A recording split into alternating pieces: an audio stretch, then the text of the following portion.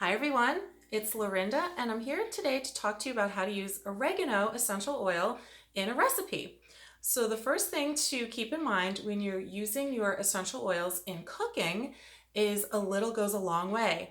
You don't want to overdo it, especially with oregano. It's extremely strong and a very powerful oil that if you add too much to your recipe, you will regret it because it can really overpower the flavor of your food.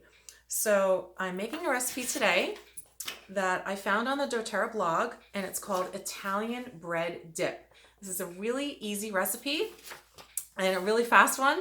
So I wanted to show you how you can make a quick snack or a nice appetizer for your family before you have your pasta or some delicious Italian meal. So the recipe calls for olive oil, balsamic vinegar, Italian seasoning, 1 tablespoon of Parmesan cheese, and 1 to 3 drops of oregano oil. I'm also going to add basil to this recipe because basil is really, really delicious in your cooking as well. So I have my basil here and I have my oregano here.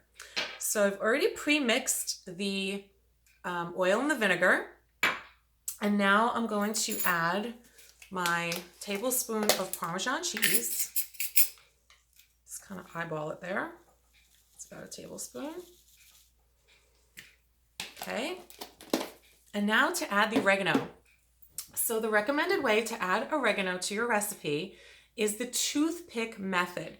So to do that, you're simply going to take a toothpick and you're going to insert the toothpick into the reducer cap. So you can see there's a little hole at the top there.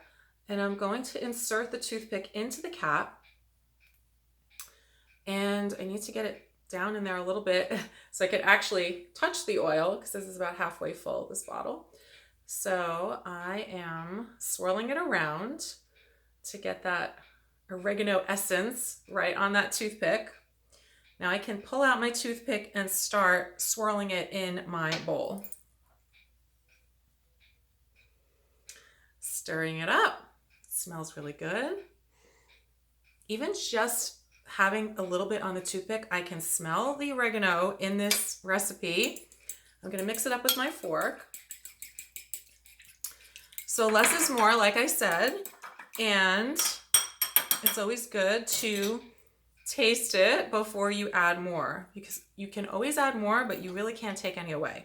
So I'm going to try it. Take a little dip of my bread. It's really good. And I wouldn't even add any more oregano. So just the swirl of oregano on the toothpick was enough for this recipe. Now I'd like to add a drop of basil.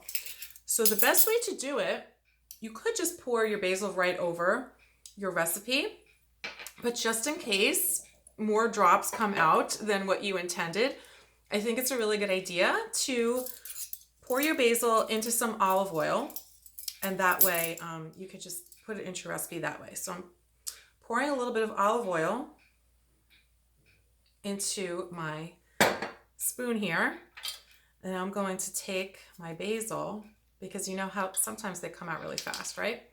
So I'm going to try to get 1 drop here. There we go, 1 drop. Excellent. So now I know that's exactly what I wanted. It wasn't too much. If 2 or 3 drops came out by mistake, I would just toss this teaspoon of olive oil and start again, because otherwise if I put too much in, I could really ruin my recipe. So I'm going to just add this in to my recipe and stir it up with my fork. My piece of Italian bread. Let's try it. It's really fun to cook with essential oils. All right. Delicious. So that's your recipe, Italian bread dip. Remember to use the toothpick method so you don't overdo it with your oregano. This is a great way to enjoy oregano in your everyday cooking. Thanks for watching.